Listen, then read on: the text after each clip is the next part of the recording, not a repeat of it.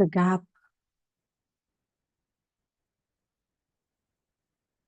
between what is, how it is, and what should be, or how it should be.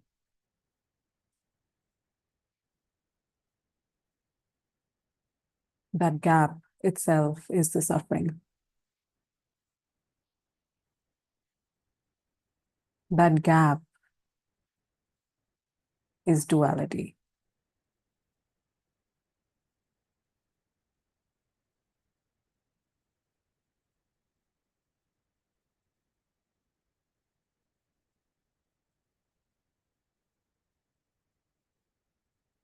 That gap itself is the inner conflict.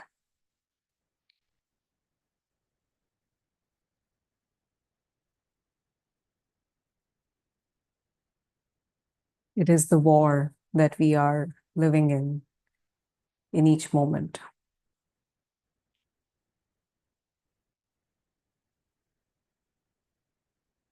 So in a way, the end of suffering would be that gap between what is and what should be, or what is and what I think it should be, or what I want it to be. So in a way, end of suffering is the end of that gap.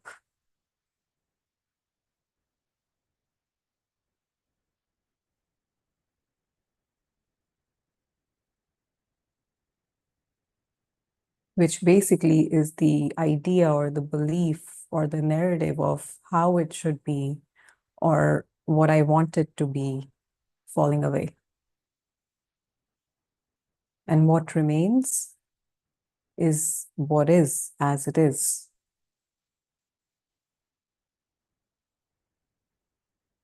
There is no other narrative, but just what is happening in this moment at all the layers of the circumstance and layers of experiencing what we can call the collective of the within and without.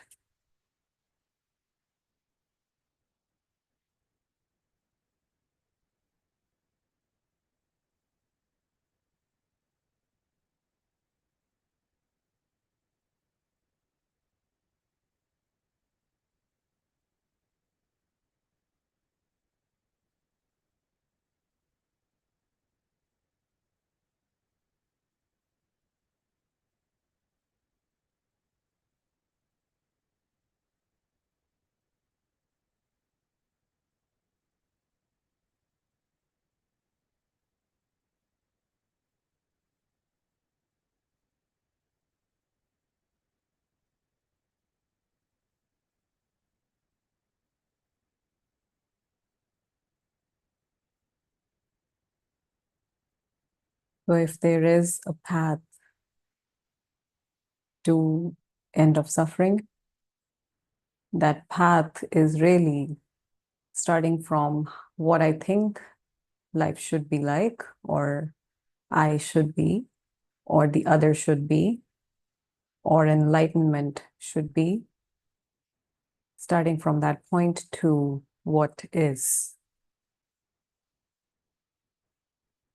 exactly as it is, without any tainting, without any jading, without any interfering with what is, without any intention to manipulate it or own it or claim it in any way, whether as an owner or whether as a victim.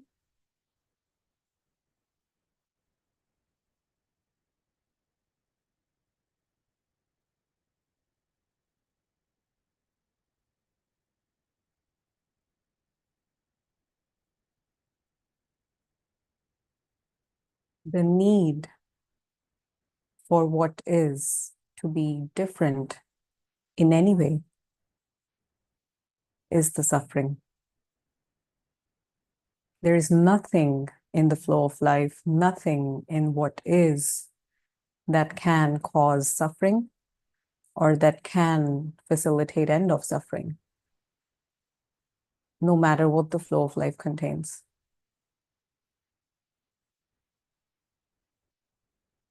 The flow of life in itself can only be pleasure or pain. And yes, it can be extreme pleasure and extreme pain.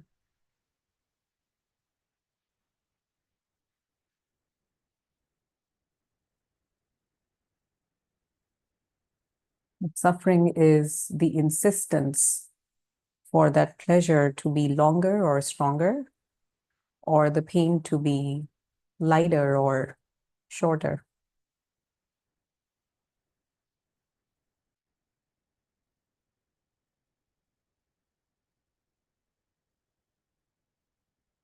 The end of suffering is not freedom from pleasure and pain. It is the freedom from insistence on the pleasure and pain for them to be any different than what they appear as.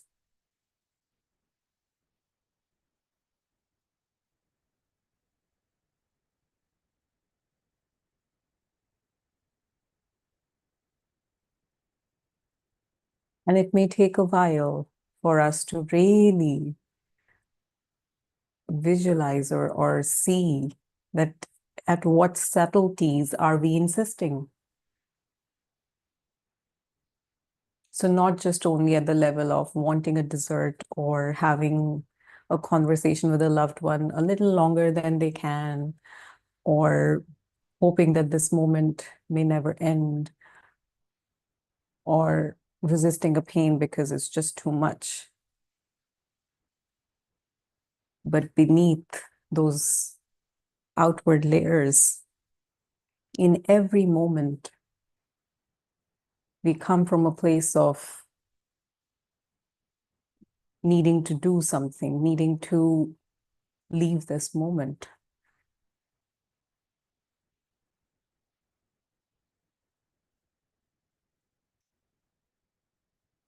To not be available to ourselves.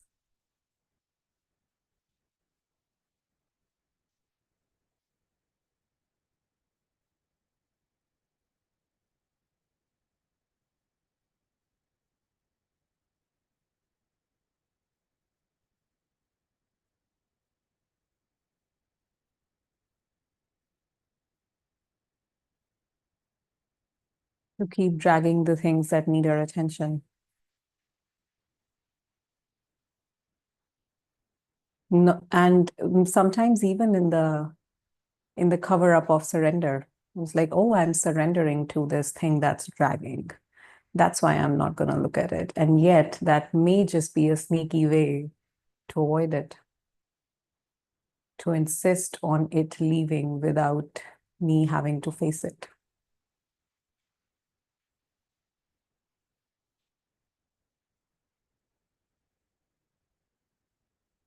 True earnestness as a seeker begins when there is tireless and unapologetic, impersonal sense of observation that starts happening within one system, where our intentions, our motivations,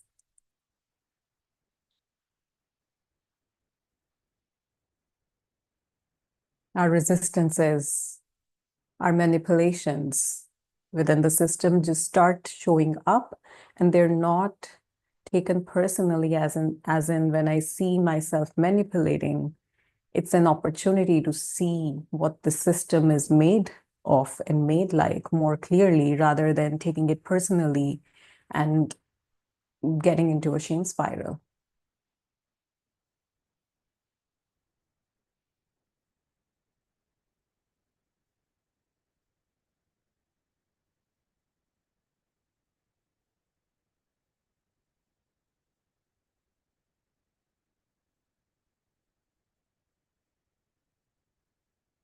And being able to observe even the shame spiral when that happens.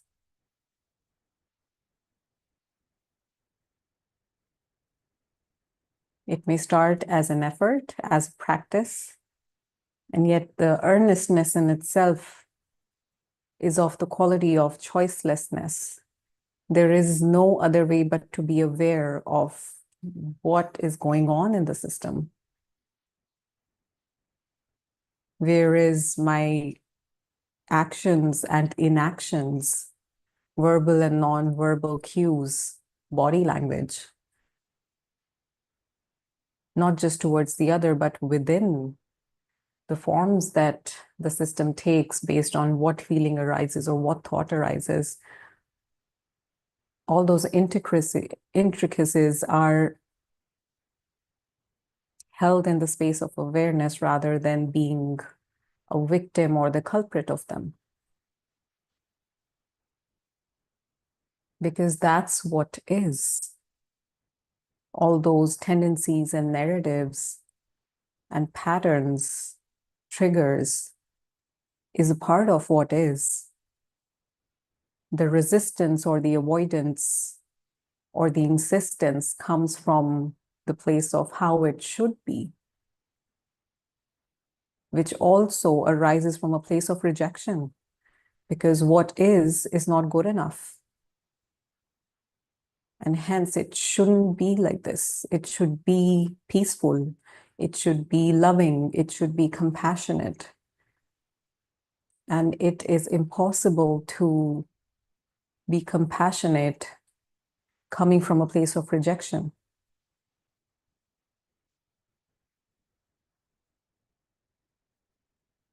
And then there can be an observation of that rejection, the self-sabotage, the almost, well, it's habitual, but it feels even natural in the beginning, that rejection of, oh, I shouldn't feel blame or I shouldn't feel shame or I shouldn't feel ill will. That's correct. They're not ideal. They are suffering patterns. But this tendency to feel, oh, this shouldn't be there, is already the suffering, is already duality, is already the conflict. So the opportunity is wasted. The opportunity to look at what the system entails is wasted because it was met with rejection. So then the symptom is rejected and the root goes unnoticed.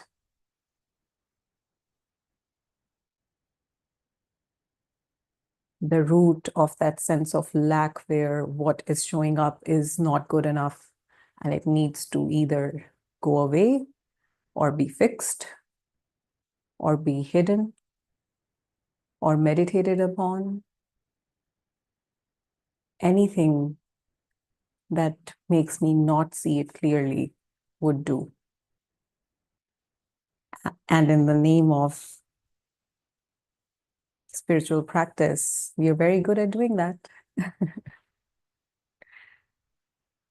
The system knows how to avoid, how to run away, how to shut its eyes to itself. And that is the conflict. That itself is the suffering, not the pattern in itself.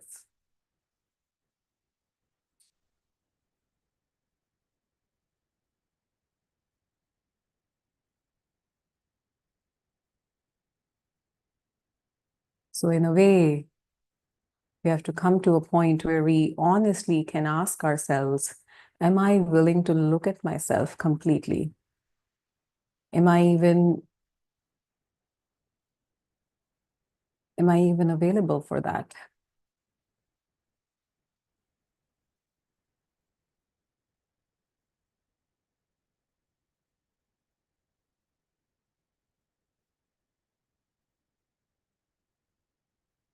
And yes, it may be overwhelming. And yes, it may be not pleasant. It may even be scary.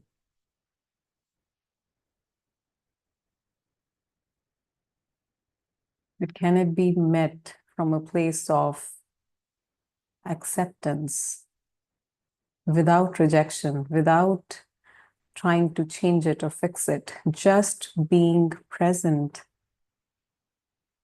to what arises, however unenlightened it may seem like?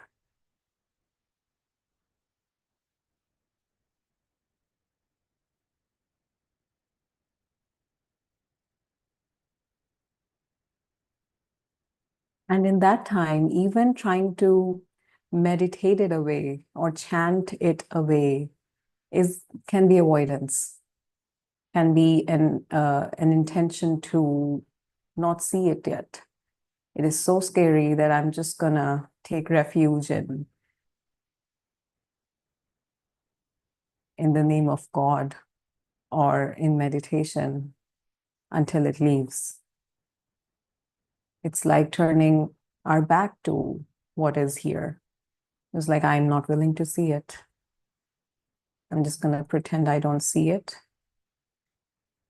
And eventually, like everything else, it falls away, it passes, and then it comes back even stronger. Whatever is met with rejection has to come back stronger, because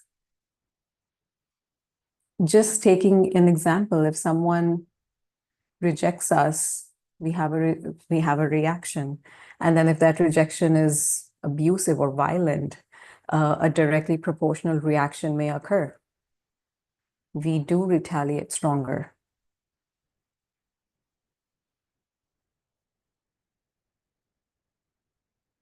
If I'm here to make a point and the one who's listening is just turns their back on me and pretend they're not even listening and they don't even acknowledge that I'm there, I find other ways to bring that point across. More agitated, more loudly, more right in the face. So in a way, turning our backs to what is arising and not being willing to look at what it is here to express or tell us or show up is just rejecting ourselves.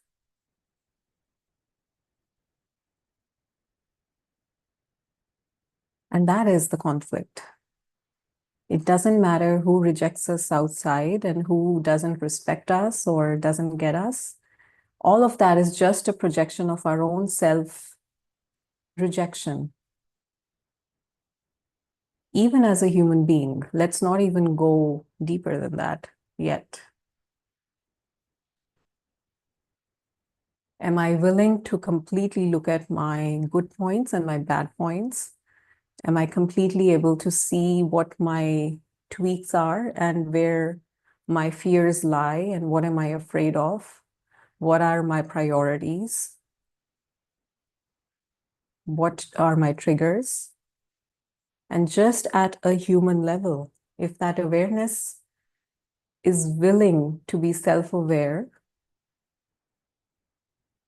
the conflict may weaken so much so that the flow of life in itself becomes harmonious.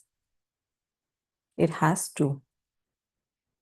If I'm not triggered, what is there to create anything other than harmony? And yes, people may still be coming from a place of blame or hatred or whatnot, competition.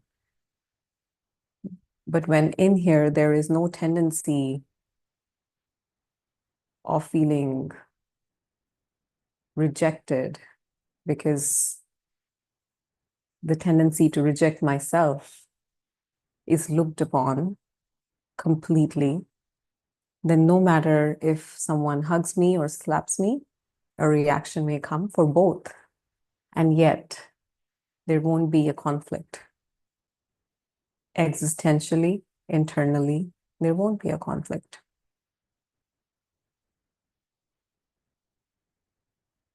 A hug would be a pleasure. A slap on the face would be pain.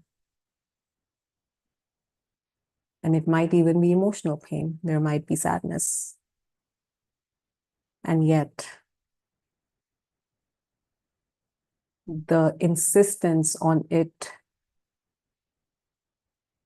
that it should be different, then that it shouldn't have been that way, that insistence is not there.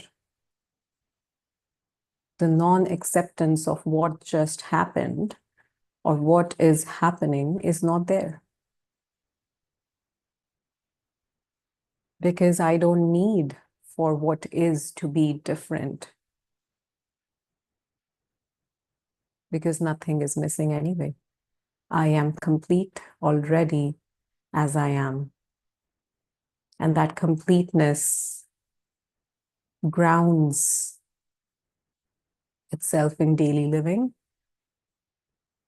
by the willingness to completely look at our ins and outs, our good points and bad points, and our bad points showing up as good points in some areas of life, and our good points showing up as bad areas in some other events or circumstances.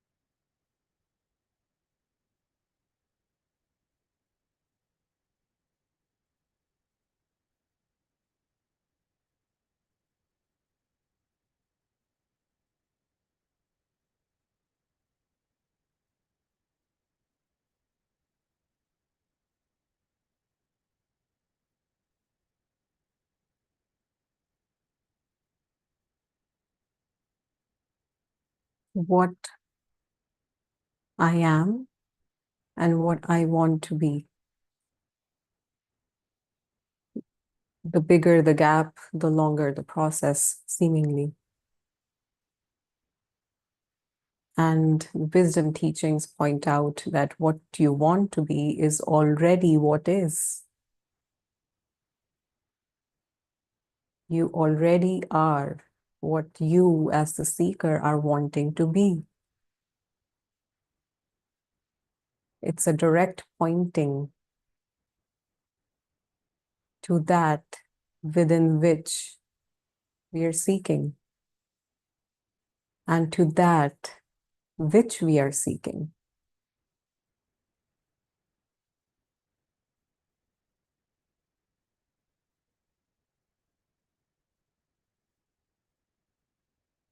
So there is no gap.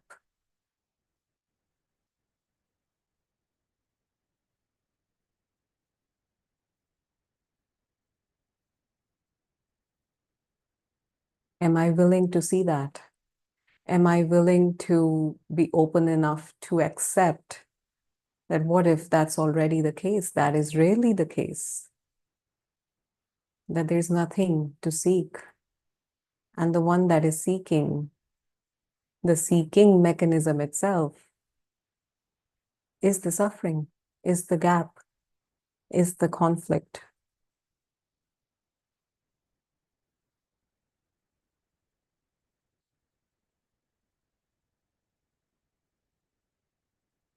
And it has very beautiful and complex ways of projecting itself on different things. This relationship is not working well, or I am feeling unenlightened or unpeaceful, so that's the problem. Or I don't have enough money, so that's the problem. My parents don't accept me, so that's the problem. I am lazy, I don't feel like doing anything. So that's the problem. So this deep-rooted sense of not good enough flowers in ways that are very enticing and maybe even worth looking at. And yet, if we see the underlying pattern, that really what the underlying theme of all those arisings are, is that what is not good enough and it should be different.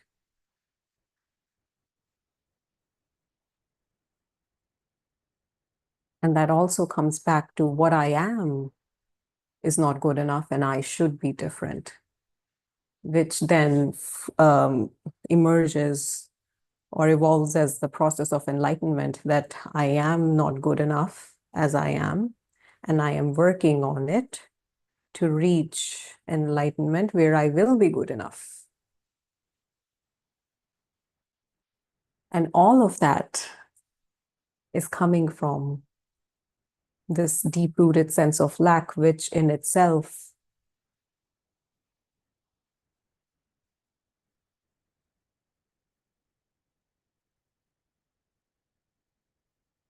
the suffering. And there is a vantage point from which this deep-rooted arising, this solidified place from which the seeking happens and even daily life is lived, a lot of the time, there is a vantage point where from where even that can be observed with full openness, without needing to treat that problem, but just to be presence for that sense of lack. And it is inevitable that that sense of lack has to dissolve as the full available presence becomes available. And there's nothing lacking anymore. So the sense of lack is completely seen as an illusion, and it has to erode away, seemingly.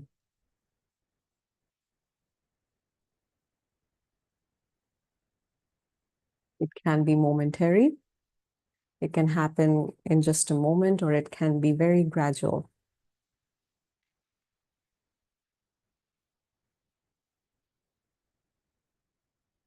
Point here is, though, am I willing to look at the root of my suffering?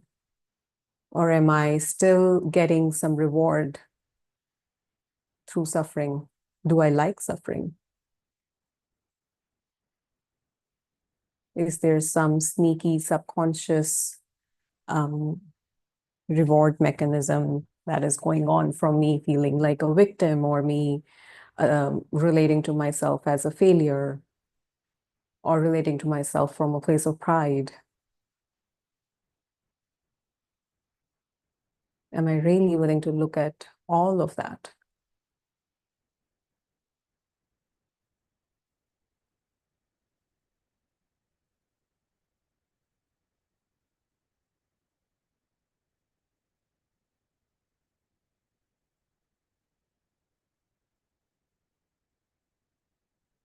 And openness to that question is itself a yes. And in that yes,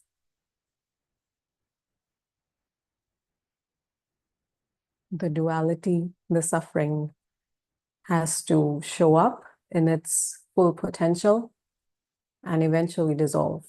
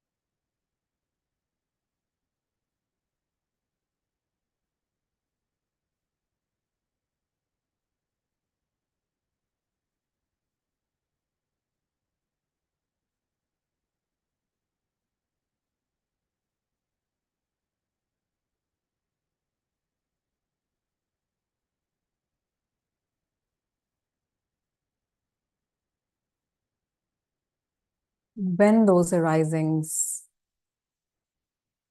are in the play field of perception, when there is an observation going on of a suffering pattern or a habitual pattern that goes on in life and creates suffering,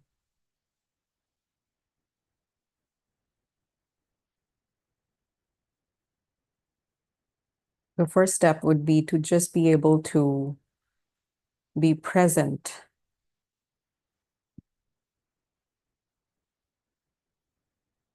in the face of it, and not as a fight or as a war or even as a holding space for it to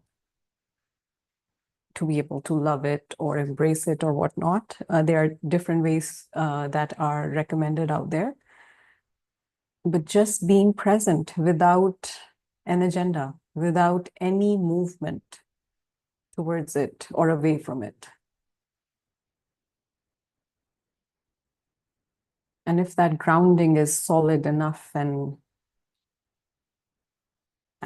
still enough, it might be useful to just look at it and see, like, what is it? Where is it coming from?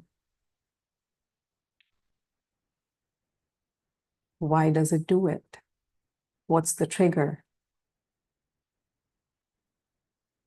So if there is a tendency to start blaming the other when someone criticizes, let's say.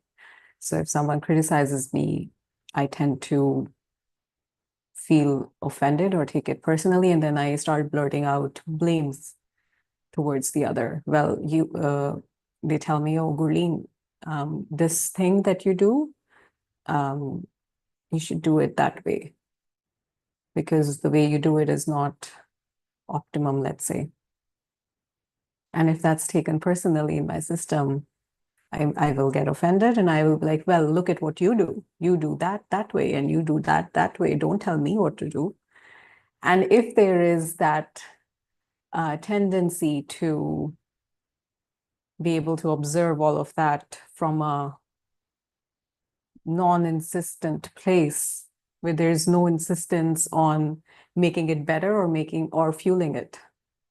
So both the movements, if they can be absent, and if there can be a total equanimous view of that tendency, and maybe in the moment that doesn't happen, and maybe I'm done blurting out and I go to my room and there may be a moment where I see, oh, that was suffering. And there might be an investigation that goes on that what triggered me is their statement and what was triggered. And it may be that the fear of rejection might have been triggered, that them telling me that I'm not good enough triggers that, oh, they're rejecting me. So that rejection comes from shame. And because that shame might be so intense and dense and so scary, that it is projected outwardly as blame without even shame showing up as a problem. And if there is identification, the blaming statements may be justified in my system that, well, I didn't say anything wrong. And yet, if there is a space within myself where I can see that blaming is suffering, what they did, and maybe what they did was not pleasant and they shouldn't have done that. But the tendency to blame back is a reaction to taking what was presented by the other personally, which means that what happens out there or what they say about me completes me or takes away my completeness, which is already arising from a place of that I'm not complete yet. And what they say will decide whether I feel complete or whether I feel incomplete.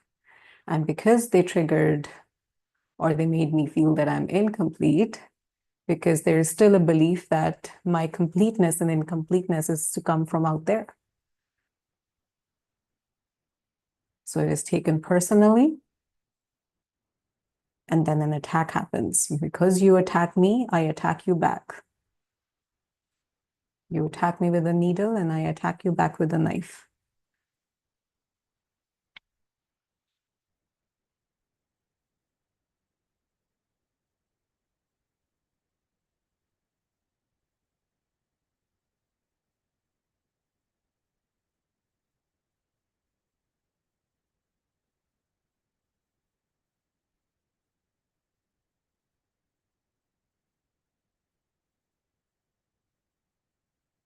So being able to see that all of this is a play that goes on within, and it arises from this sense of incompleteness that is looking for completeness out there.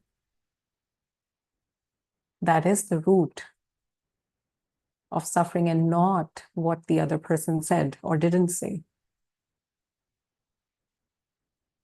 And as this process starts happening, the triggers from out there are actually appreciated.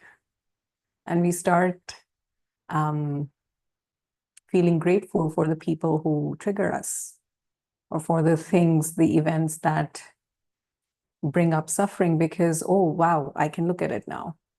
So it's not even anymore about the other or the event or the trigger. The attention can just turn within. It's like, oh, look at that. What arose? Where is it coming from? Not to fix it, but just to be aware of how complex and how sneaky and how real this suffering, this tendency to change what is, to make a point, to feel complete from out there feels like. And the more and more it is seen, the more and more it loses its power, the less and less we're triggered. And there is more and more space and time and energy to really be available for what is, which is the completeness itself that I am looking for.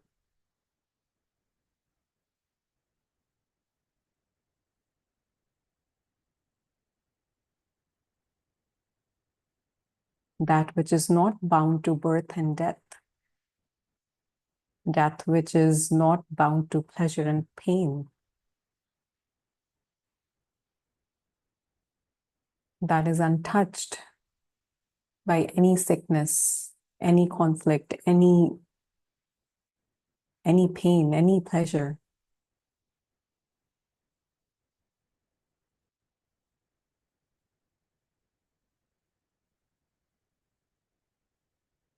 That which is already always here.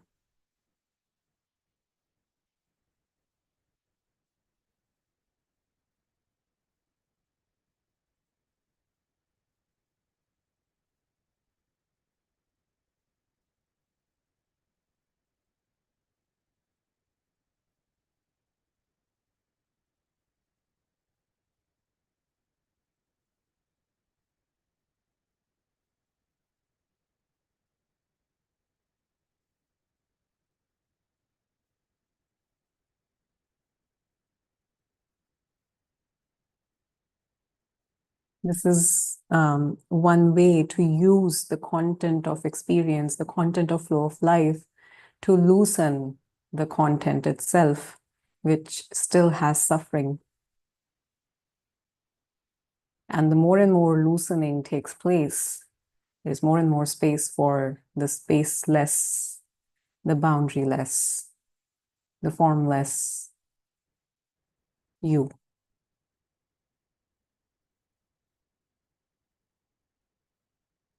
Which is not seeking, which doesn't need anything.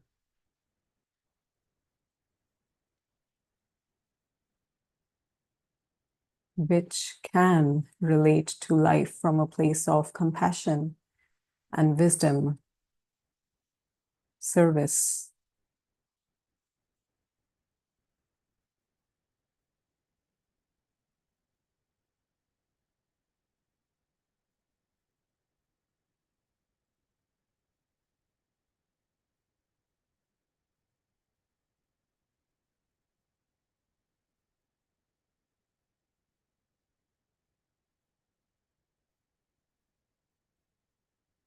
Am I really willing to open up to myself completely?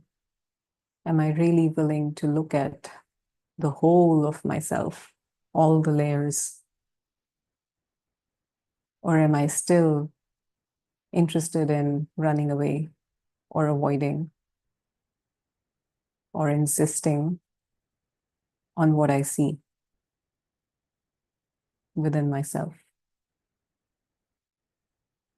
And that's okay too. Am I willing to be open to that also? Am I willing to look at my tendency to attach or avoid or resist? Because that is a part of me in this moment as what is. The gap between what is and what should be is right now a part of what is. Is it possible to willingly be present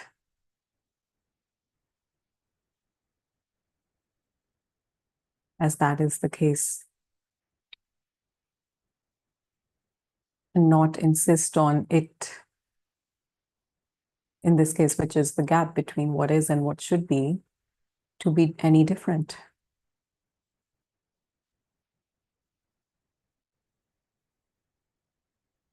And that recognition, that willingness, that openness, that willingness to not interfere with what is breaking the pattern already.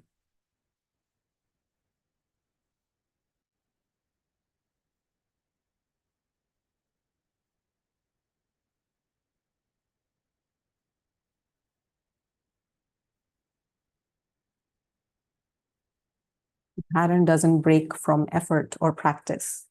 The pattern breaks by our disinterest in breaking the pattern.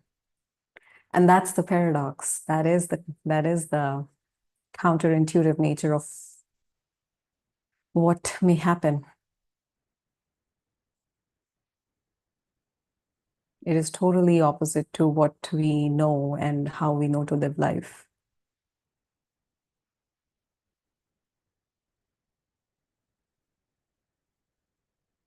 And that's why it's so humbling. It's so powerful in a way that once it is experienced, that actually the lack of effort, the absence of effort is what's needed in this process.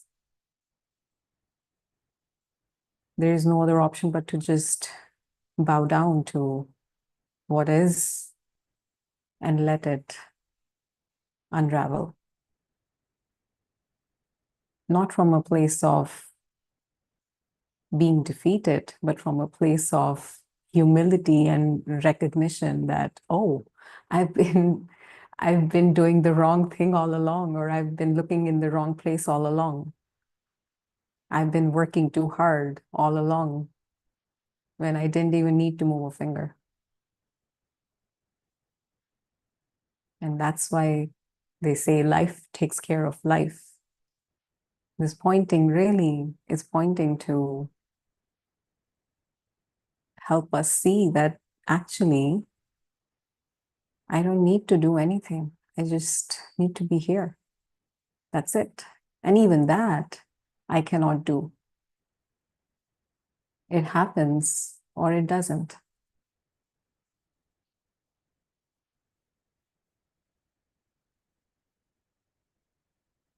Easy, isn't it? Ah.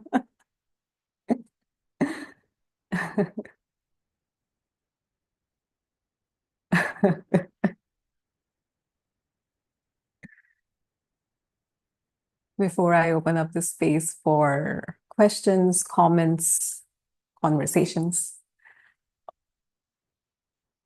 I just want to put a disclaimer again, as I like to do it many times, that whatever is shared here is not a prescription.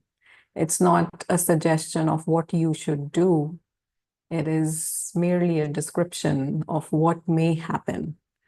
us being present here within this sharing is enough, is all the work that had to happen. And now it may or may not land in the system. And if it does land, it automatically will shift our experience in a way where things may start happening in accordance to the suffering weakening or falling away, or not. And that's okay too, because we meet every Sunday and we talk about the same thing every Sunday. So if not today, next Sunday. So nothing is lost. And there's nothing to gain either. If you have any questions, comments, feel free to raise your electronic hand on Zoom and I can unmute you.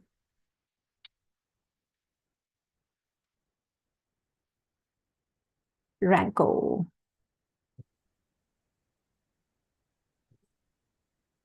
Hi, Colleen. Hello, Ranko. How are you? I'm nice. And you? Very good. Thank you. Thank you. Very good, yeah. So this idea, how it should be, for me, that's a very, very fascinating idea. Because duality creates circumstances that may seem like unjust, unfair, or there's sick people, there's a poor people, cheated people, and everything. So why all that? Why all that? And for me, the most helpful concept was, it is somewhere from the teaching, I don't know, maybe Ramesh or somebody said that duality is duality of any conceivable kind. So everything that could be conceived actually is in the creation. Creation is so powerful, so vast intelligence, and we are not able to comprehend that actually. So if we can see ourselves, our combination, our traits, how we are, it's always unique. You know, when you look deeply in yourself, you will say, "Oh, how much I'm weird." You know, I'm so weird because all these ideas from the society, how I should be. No, no, no, that is not even close. Not even close. So, but if we consider that really, and if we like try our dose of pain and pleasure in life, and we are enough, like we are fed up, then maybe we can really see what is behind. Because those are our ideas are just not holding water. Creation is so, so powerful, so powerful. Any conceivable kind, anything can happen. So in that sense, life is magical if we see that from that point of view. Life is real magic. If we are not complaining about life, we're just seeing as it is. So imaginably creative, so imaginably fascinating. Yes, thank you for saying that, Ranko, because yeah, it may start with the little things, questioning like, why do I prefer cake over salad, let's say. So just like little things of our daily living can be questioned in a way that, oh, somebody says something or ignores me and I go to my phone. So like they're just little things like that that just happen so unconsciously. If they can just be questions like, oh, I wonder why I did that. And that is one pattern or way of looking at our actions and reactions. If we start from the outward going in, looking at our motivations, and then that's absolutely true. What I do, is it coming from how my parents want me to be, or my society wants me to be, or how I think I should be? And but then if all of that is somehow maybe even dropped for one moment for a little thing, and then just being curious, like, let's see what I do when I'm not trying to please or trying to compete or trying to look good. So all those little things and little challenges that we may take upon ourselves can really open up the ground that, oh my God, what I am doing, have been doing for 30, 40, 50 years is based on bullshit, really. And that bullshit can really be used as a compost rather than a smelly thing that I now want to get rid of. It actually can be a compost to create a beautiful garden of what I am and what myself is. And that can really transform as a catalyst to wholesome transformation and not as a problem anymore. But we do have to look at that as exactly what it is. If you're treating bullshit as gold, then I'm really just wearing it as ornaments.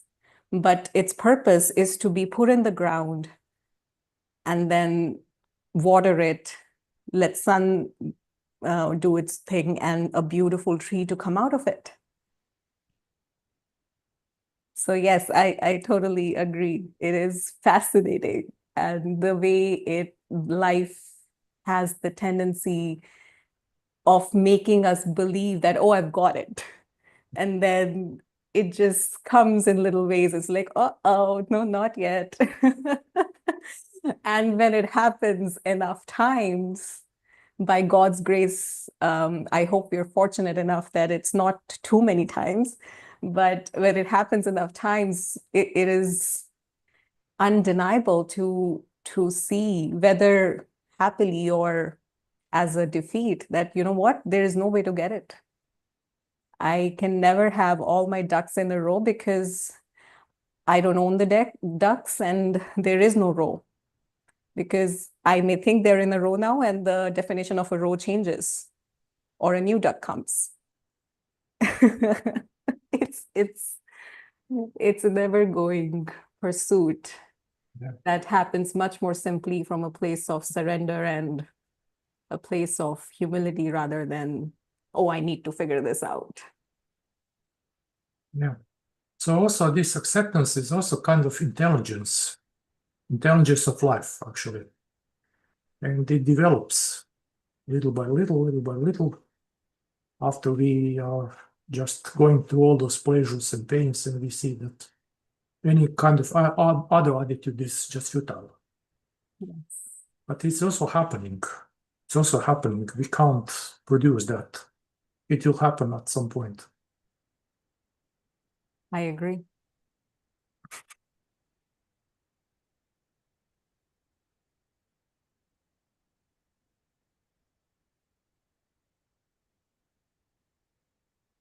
Yeah. Okay, just small sharing. Thank you, Ranko. Much appreciated.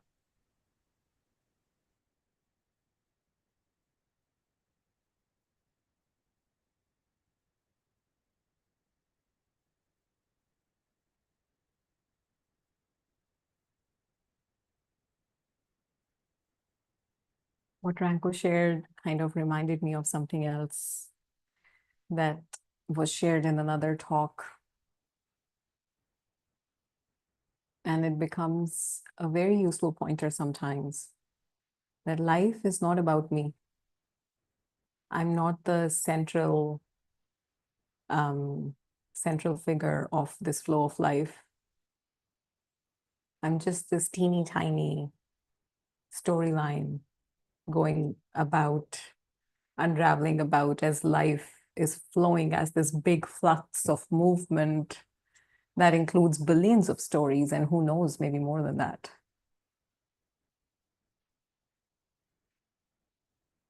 So this tiny little teeny tiny Gurleen, how can she figure out what life is? What is happening, why it is happening? All that energy that goes into the so-called pursuit of knowledge.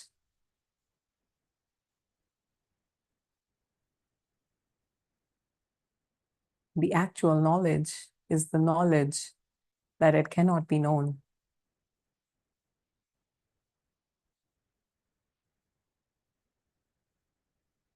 And at a point, that is a relief.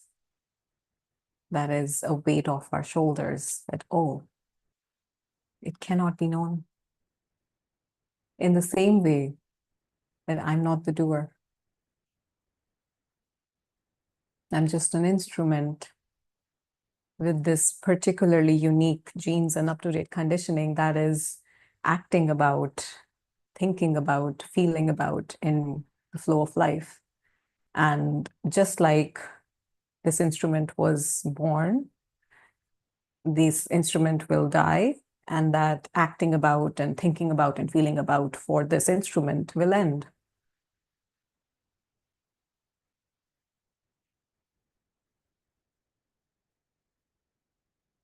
And that's such a relief that facilitates a place of, there's nothing to figure out.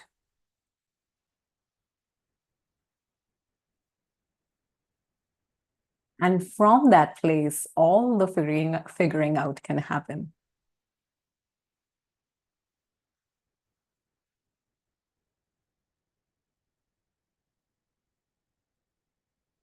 And life can beautifully transform from attachment to pleasure and resistance to pain to continuous and unbroken peace of mind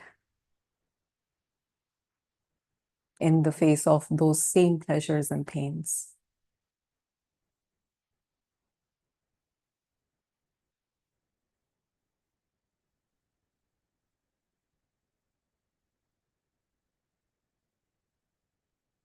Shiv.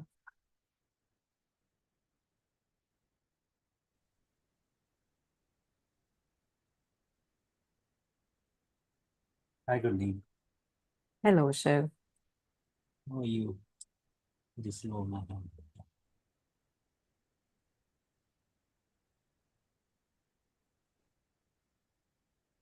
You can hear me? Yes, I can. Okay.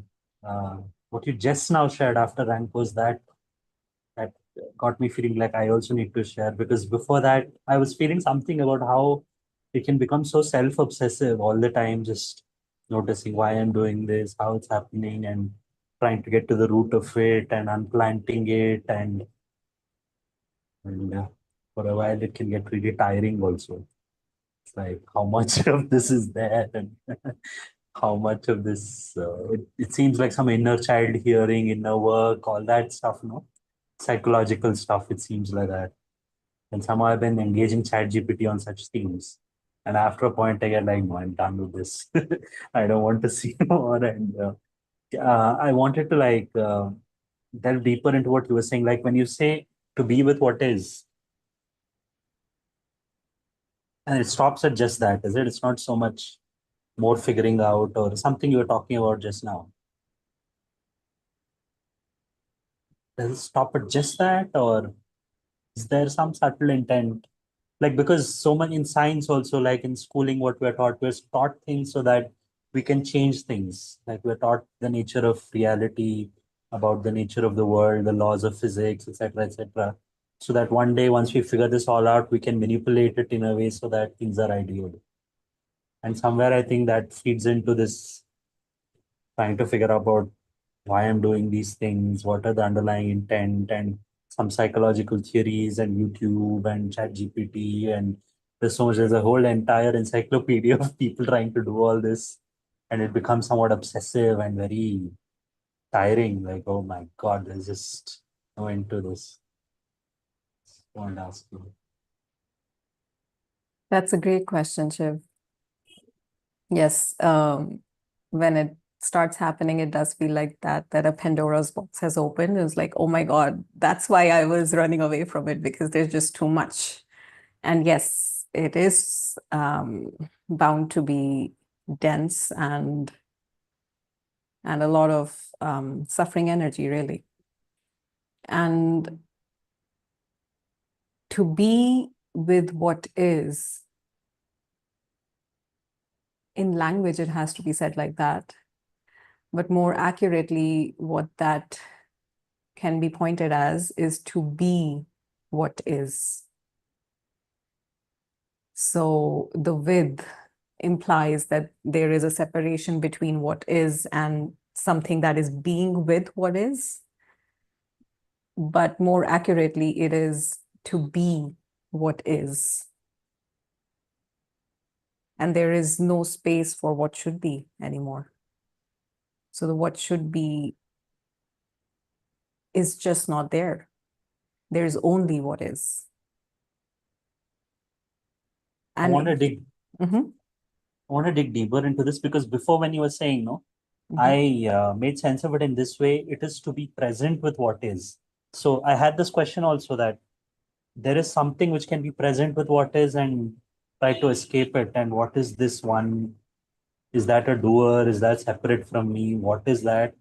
But since you brought this topic up, I just don't know. I don't know what you're talking about. So if you could just talk about it. Yes. So in this moment, is there an arising within you? Like, is there any narrative, or maybe there is an intent to trying and understand this? Let's say that's the arising. So Yeah. to be what is, so that what is includes the one that is trying to be present or trying to run away. And what is includes the presence or the observing place that is observing all that. So what is all encompassing. And that all encompassing nature of yourself can unveil, well, first of all, if it is destined. And yet, as there is more and more relaxation that happens in the face of suffering, which can also translate into that once there is more and more acceptance to suffering without trying to understand it or fix it or manipulate it or trying to shove it, all of those movements that are already taken the suffering as real and now are trying to fix it or do whatever with it.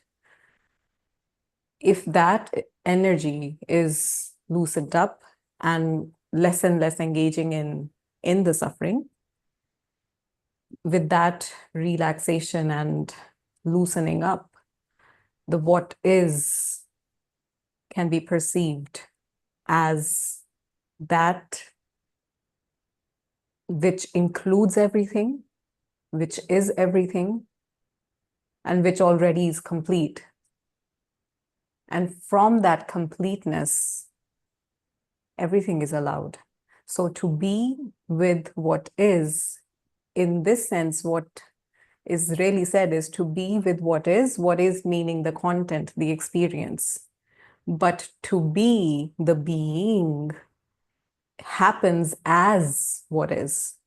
And that what is, they're not two different labels, but there is a distinction in the process. And yet when what is reveals itself as you, as really the one within which even the incompleteness or suffering is playing out. So being what is being with what is, which is the content. Can I just throw this back at you? The way I understand it is, so to start off with, there is this duality, is it a distinction, all of that. And I be present to what is, which are objects or phenomena. Like it could be my emotions, it could be the situation, many things. And gradually, as I stay with that, then something deeper reveals itself. That's how I'm understanding it. And that could be the all-encompassing what is that you're talking about. Or Yes. The deeper may reveal itself, a deeper realm. But if the relaxing is happening with a sneaky intent or waiting for that deepness to open up, then that's actually already indulgence in the suffering. So that relaxation is almost, well, in a way, it is a happening. It happens. So there is a time when suffering is intense, and yet there is this grounding within myself that, you know what, it's okay. It's here. I just breathe through it. And not as a technique, not to get rid of it, not to soothe it or calm it, but just from a place of acceptance that, you know what, this is here. And that's it. And being with it more and more and more, that relaxation somehow opens up the space. And that space then reveals itself that suffering is not all that there is. There is that within which the suffering is arising. And that is the very recognition of the illusion that is suffering. What to do when that sneaky thing is there? Like, I do want it to like, Nothing to do. Because the doing itself is suffering. The belief that I can do something to change it is already the gap between what is and what should be. Because how it should be is that I should be able to do something about that sneaky thing. But what is that the sneaky thing is there. Am I willing to just stay open to that sneaky thing and let it do its thing without trying to tame it? And that in itself is what, in a way, can be done. And yet it's not a doing, it may happen. but with the intent to stay with the sneaky thing so that something can happen which will fix the sneaky thing. Something with That's right. That you got it. That's again the sneaky thing. yeah. The sneaky thing trying to work out the sneaky thing is the sneaky thing itself. So I guess I should just get tired of this, and that might be the absolutely. Just do everything that you can because, well, otherwise it may never relax. Or there might be just a discernment where you're sitting with your suffering and trying to do this and that and whatever. And there might be just a moment where it's like, you know what? Leave it. And not out of any intention. It just may happen like that. It never comes out of effort. That's for sure. So yes, if there is effort going on of any kind, of any subtlety, that itself is to be held as what is. Because the moment there is an indulgence in it to interfere with it in any way, is already identification, is already the opportunity missed. And that's okay. Nobody's failing here because there is nobody. So even that indulgence is what is. There's nothing to lose. We're not losing in anything. Even if, even if in my last breath, the suffering ends, it's worth it. It is so worth it. So till then, let's just see what is going on as this roller coaster called suffering and end of suffering. Thank you. You're very welcome. Thank you for asking.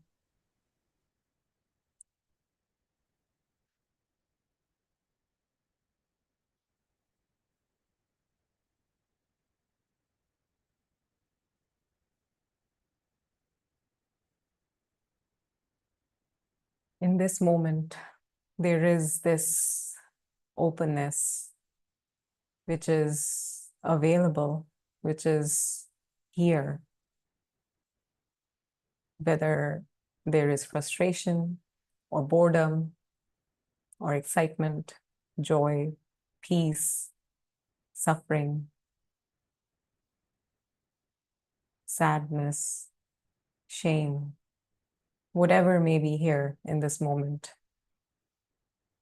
confusion, there is an openness right here. Because if that openness wasn't here, these arisings, these feelings, these narratives would have no place to show up on. This openness is the screen on which the movie of shame and blame and hatred and confusion and frustration and effort, intent, indulgence, resistance plays.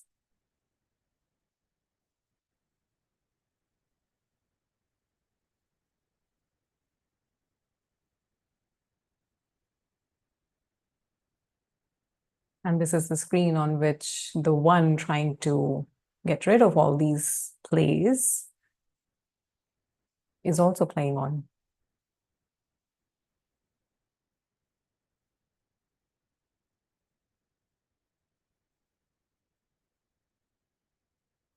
Is it possible to just drop all of it, drop all the plays and drama, and just be here with an empty intention, with an empty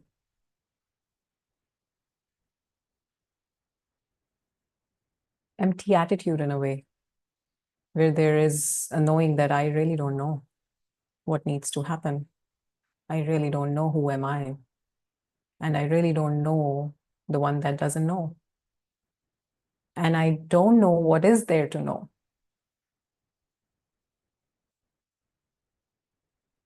And in that emptiness, this openness may come and fill it. And the plays of shame may transform into the play of joy, the play of acceptance, or not. It's equally what is. No difference at the level of what is.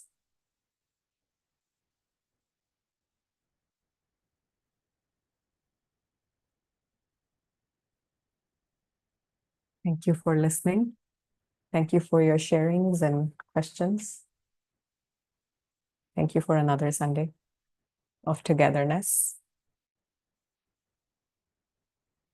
Until next time.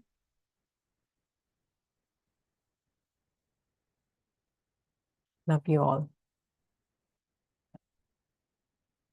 Thank you for joining.